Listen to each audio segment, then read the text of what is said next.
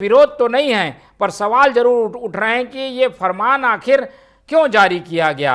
और ऐसे समय में जब पूरे देश में राष्ट्रवाद और उसकी अलग अलग परिभाषाएं गढ़ी जा रही है, तब इस आदेश की क्या ज़रूरत थी। कांग्रेस और भाजपा बटे हुए हैं, लेकिन एक इस फरमान के बाद एक राय जो बन रही है, जो चर्चा छिड़ी हुई है, उस पर पहले ओपनिंग कमेंट्स हम अनिल जी का ही ले लेते हैं और उनसे समझने की कोशिश करते हैं कि ये फरमान जो आया है इस पर कोई विरोध नहीं है, पर भी दो धड़े आपस में बटे हुए दिख रहे हैं। अनिल जी, इसकी क्या वजह है? इसके पहले भी वक्फ बोर्ड ऐसे ही विवादों को जन्म देता रहा है, एक नया विवाद फिर से इस फरमान की वजह से आ गया है। जी देखिए मोहन जी, अगर वक्फ बोर्ड अगर ये कहता है कि मस्जिदों में, मदरसों में और दरगाहों में अगर तिरंगा फहराया जाए, तो मैं नहीं समझता कि ये इसमें कोई धर्म को से कोई लेने देना है।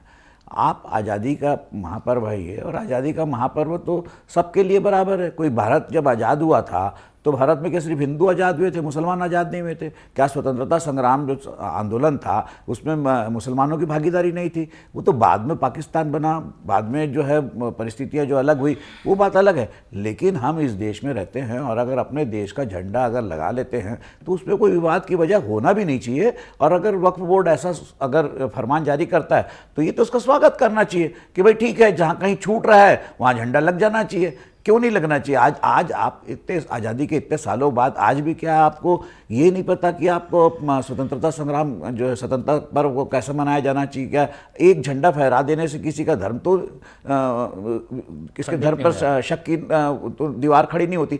अगर आप एक तिरंगा फहरा देते हैं तो तिरंगा फहराने से किसी का धर्म कभी भी शंका के दायरे में नहीं आता। और ये तो कम से कम ये तो उसकी राष्ट्रीयता का सबूत है। अगर वो फहराता है तो इससे अच्छी बात और नहीं हो सकती कि भाई ठीक है, सब फहरा रहे हैं, वो भी फहरा रहे हैं। इस पर कोई सवाल नहीं खड़े होना चाहिए। और मैं समझता हूं कि अगर सवाल नहीं खड़े होते और मिलजुल कर अगर इसका स्वागत करते तो छत्तीसगढ़ एक सारे देश में एक नया मॉडल के रूप में सामने आता कि जहां पर जो है हिंदू मुसलमान सारे लोग मिलकर जो है इस बात को जो है स्वीकार कर रहे हैं और एक नया संदेश भी देते कि जो देश में जो आज कटुता बढ़ रही है, देश में आज वैमनस्यता बढ़ रही है, उसके लिए एक नया एक उदाहरण और एक मिसाल के रूप में पेश होता है। वैसे भी हमारा छत्तीसगढ़ शांति का टापू है, यहाँ सब लोग मिलकर रहते हैं, यहाँ तो कोई विवाद है नहीं।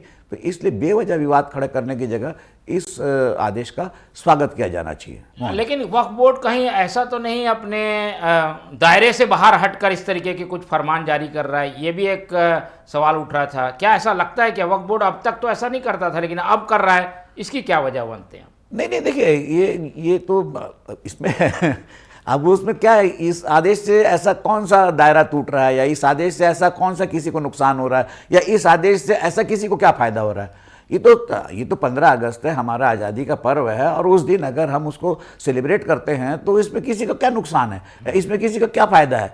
ये तो कोई बड़ी बात नहीं है। और दूसरी बात ये है कि वक्फ बोर्ड के अधिकार क्षेत्र में है, वो अपने जो है संपत्तियां हैं उस पर वो लगा सकता है। जैसे आप अपने घर पर तिरंगा लगा सकते हैं, तो वक्फ बोर्ड अपनी संपत्तियों पर लगवा रहा है, तो उसमें कोई बुरी बात नहीं है।